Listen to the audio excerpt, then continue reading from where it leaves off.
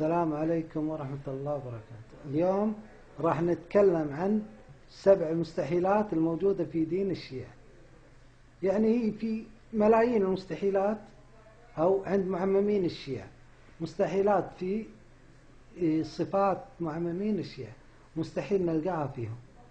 من هذه المستحيلات يا أخواني إن نلقى رافضي معمم ما يكذب أو سيد صادق، يعني بالعكس، يعني مستحيل تلقى واحد صادق أو يعني واحد ما يتشدد. عندكم هذا مثلا عندكم اكتبوا المهاجر تشيكليت، اكتب باليوتيوب المهاجر تشيكليت. هذا المهاجر معمم رافضي زنديق جايب لهم بالحسينية طن وربع، يعني 1250 كيلو تشيكليت اللي هو حلاو ملبس يسمونه مصر كذي. انزين، جايب هذا الحلاو يوزعه، يقول الشكليت الوحده، الحلاوه الوحده تشفي قبيله. استغفر الله، يعني ولا الدكتور ولا الطب اذا انتم كذي، اذا شكليته واحده تشفي قبيله كامله وتغفر الذنوب، شلون يعني هالاختراع هذا العجيب راح تسكر كل المستشفيات، راح تسكر كل المستشفيات. والأدهى والأمر إذا كان المعمم يتآله على الله سبحانه وتعالى والعياذ بالله، مثل هذا الخنزير الخميني لما كان يقول إن أهل إيران يوم بالثورة كان أفضل من أهل الحجاز على عهد الرسول عليه الصلاة والسلام، يعني أفضل من علي بن أبي طالب بعد. يعني هذيل اللي الحين ممكن فيهم سكيرة، فيهم ناس قتلوا، وفيهم ناس طلعت بالثورة عشان يطلع أخوه مسجون مثلا، أو واحد مديون ما يبي يدفع اللي عليه، قال أطلع بالثورة كذي. لا، راح حطهم أفضل من أهل الحجاز جميعا بدون تحديد بعد، يعني يمكن أفضل من الرسول عليه الصلاة والسلام لأنه ما حدد، لأن الرسول عليه الصلاة والسلام وقتها من أهل الحجاز. شوفوا، ولا وبعد سبحان الله يقول أفضل بالميزان عند الله. يعني أنت شلون دخلت ملكوت الله وعرفت هذه الأشياء؟ استغفر الله، يعني صدق يتعالون على الله سبحانه وتعالى، وكلهم طبعا يكذبون، والأغبياء اللي موجودين بالحسينية يصدقون هذه الكذبات. أما المستحيل الثاني اللي تلقى في معممين الشيعة، إنك تلقى معمم شيعي رافضي نجس وجهه وديع أو ملامحه طيبة. مستحيل. شوف أشكالهم كلهم، شوف مقتدى الصدر مثلا، مقتدى الغدر هذا، شوف وجهه مجرم، اقسم بالله مجرم.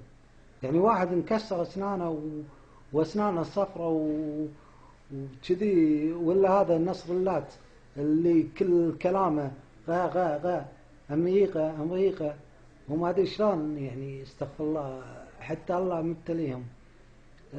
وجه مجرم يعني. شوف منه بعد، كلهم طقة واحدة. الله سبحانه وتعالى يقول عن أصحاب الرسول عليه الصلاة والسلام سماهم في وجوههم من أثر السجود. شوف، حتى لما تشوف من وجهه تعرف أن هذا الرجال وجه منور، وجه في آثار السجود، آثار الخشوع لله سبحانه وتعالى. أما هذول وجيههم أعوذ بالله، يعني لو واحد منهم بس يقط العمامة ويطلع من البيت يقبضون عليه الشرطة على بالهم حرامي أو يعني مسوي له بلوى، أو جيهم ودرة أعوذ بالله منهم. والمستحيل الثالث عند معممين الشيعة مثل ما قلت لكم في مليون المستحيل عندهم، المستحيل الثالث إن تلقى معمم يقرأ القرآن. هذه انساها، شيلها من القاموس، مستحيل. أنا اضطريت أدور ختمة أو مو ختمة، أبي سورة البقرة، ما لا واجد بعد البقرة، أبي سورة الكهف، مو الكهف، يلا سورة القيامة، كل ما له سقط. حق السيستاني مثلا، السيستاني أطرب ما يتكلم. أبي حق مثلا مقتدى الصدر يقرأ قرآن، أبي الخميني الهالك لعنة الله عليه يقرأ قرآن، أبي الخامنئي هذا عجوز النار يقرأ قرآن، أبي مقتدى قاقع هذا أبو قاف مو مقتدى، هذا الخنزير الثاني نصر الله يغرغران، مستحيل أصلا ما يعرفون، أصلا ما يحفظون، أصلا ما عمرهم قروا، ما عمرهم فتحوا الكتاب، أعوذ بالله، لا يمسه إلا الطاهرين، هذيل أنجاز عمرهم ما يمسون القرآن الكريم.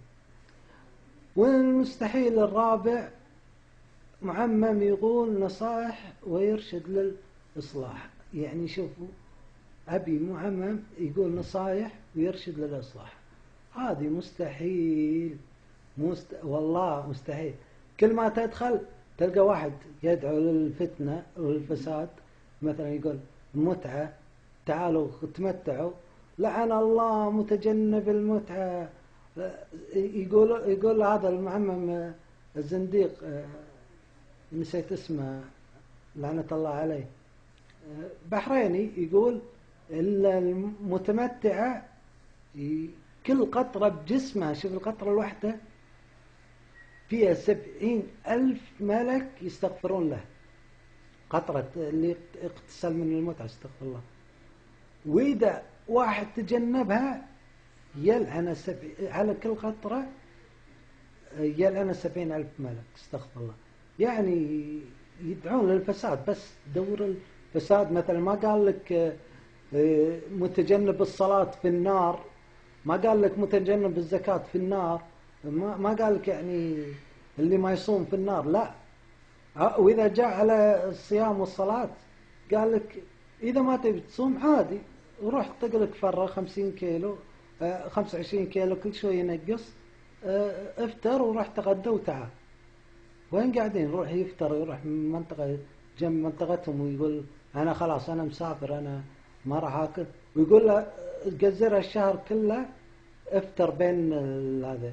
أما إذا جاء عند دفع الخمس أو المتعة لا، يلعنك، الدنيا كلها تلعنك، وهو يلعنك المعمم بعد، يلعن الشيعي، يقول الله يلعنك إذا ما دفعت الخمس، الله يلعنك إذا تجنبت المتعة، الله يلعنك إذا ما جبت لي أختك أو أمك للمتعة، استغفر الله. ولا تلقاه يثير الفتن، فجر اذبحوا، قتلوا النواصب، ماسكين على النواصب، اقتلوهم، هم يقصدون أهل السنة. طبعا في عندهم تفسير النواصب في كتبهم، هو من قدم غير علي على علي هو ناصبي على طول. يعني احنا نقول أول الخلفاء هو أبو بكر رضي الله عنه، ثم عمر، ثم عثمان، ثم علي رضي الله عنهم جميعا. هم يقولون لا، اللي يقول كذي هذا ناصبي، خلاص أنت حلال الدم، حلال العرض، أو حلال المال، كذي يقتلونك حلال. طبعا خلنا ننتقل حق المستحيل الخامس عند الشيعة. مستحيل معمم ما عنده فضايح ولا سوابق سيئة. يعني تدور عليه لازم تلقى، يعني إذا شوف، إذا سمعت أي معمم، أي اسم معمم، اكتب فضيحة فلان، اكتب اسمه على طول، لازم تلقى عليه فضيحة، لازم، مستحيل ما تلقى عليه فضيحة. يا مصورينه بمكان شبهه، يا مصورينه معاه بطل خمر، يا يعني قاعد يسب ويلعن، وثاني يوم يمدح نفس الشخص اللي كان يسبه. يعني كلهم مخادعين وأهل فضايح وأهل سوابق وسيئات، أعوذ بالله منه. وعندكم هذا مناف الناجي، اكتبوا مناف الناجي، شوفوا كثرة سيئات، أعوذ بالله. وهذا المعمم الخالدي بعد نسيت اسمه، عراقي، وينتسب للخالد، هو كذاب، ولد 60 كذاب. انزين، وشوفوا فضايحهم. ومن المستحيل السادس ان لا تجد معمم ما يطر، مو شحاذ. يعني مستحيل ما تلقى معمم مو شحاذ، لازم يشحذ. شلون؟ يقعد على المنبر ويتكلم وتالي يقول لهم مثلا اعطوني الخمس وكذي، او والله يا جماعة انا جايب تاكسي وابي 500 دينار عشان اروح البيت بالتاكسي. قالوا له سيد بيتك يمكن دينار تروح له، شنو 500 دينار؟ يقول لا تعرفون يمكن احتاج وما ادري كذي، والله يفترون. يقول لك ذاك اليوم كاتبين عنهم بالجريدة بجريدة الوطن، هذا حتى واحد معمم منهم وفيهم قاعد يتكلم اللي اسمه ما ادري شنو الحبيب هذا، راضي الحبيب إيه. يقول فضحونا المعممين اللي يدورون بالدواوين. شلون يدورون بالدواوين؟ يدورون من دوانية لدوانية يسلمون، بس يدخل يسلم ويقعد يسكت ويتحقط وجهه وما ادري شنو، وهم بيسولفون بس بيضحكون، بس معمم عندهم مبتلجين فيه. اخر شيء يروح الديوانيه يدخل يده بجيبه يطلع 20 دينار او 30 دينار يعطيه هذا المعمم، يلا مع السلامه طلع ويدور. هذه طريقته يدوج يعني بين الدواوين ويجمع فلوس.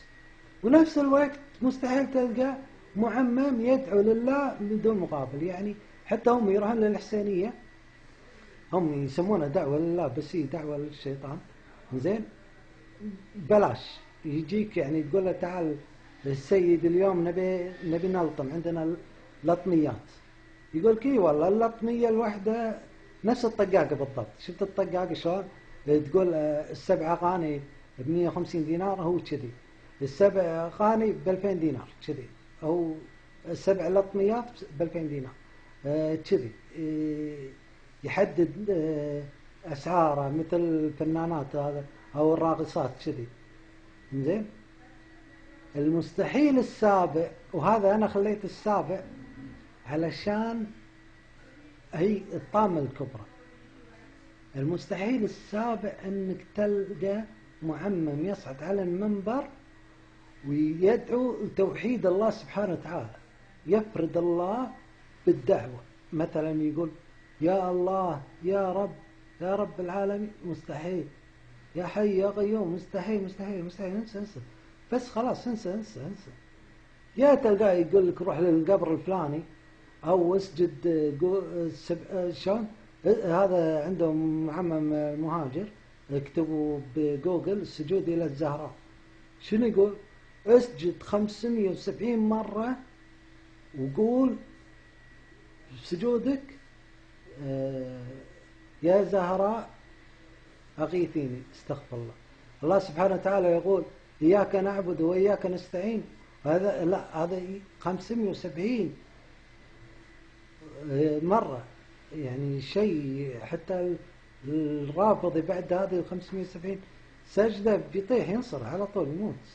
هو الظاهر يبي يموته ويقول له الله يتقبلك شهيد مثلا. فشنو اللي بيصير عندهم؟ انهم يدعون للشرك، ما يدعون للتوحيد. من مرة من المرات سمعت واحد تكلم زين والله العظيم يا جماعة، وقفت المقطع قلت بسمع لآخر، وقعد اسمع اسمع اسمع. يوم جاء لآخر شيء هو كان يدعوهم للصلاح والعبادة الله وما ادري شنو. آخر شيء كان يقول يا الله يا رب ثبتنا بحق علي وزهراء، وقام يلطم تعال ليش حول الموجة؟ لأنه استشعر فيهم أنه غلط. لما يعلمهم التوحيد أنه غلط عليهم، لأن لو علمهم التوحيد والله العظيم ولا شيء يبقى على الدين الفاسد هذا.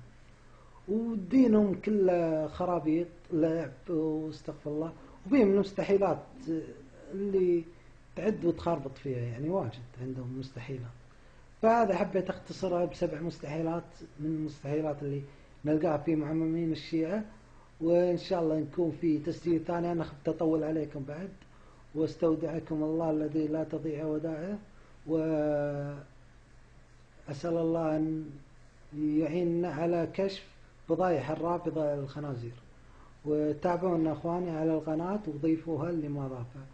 ومع السلامة والله يعطيكم العافية.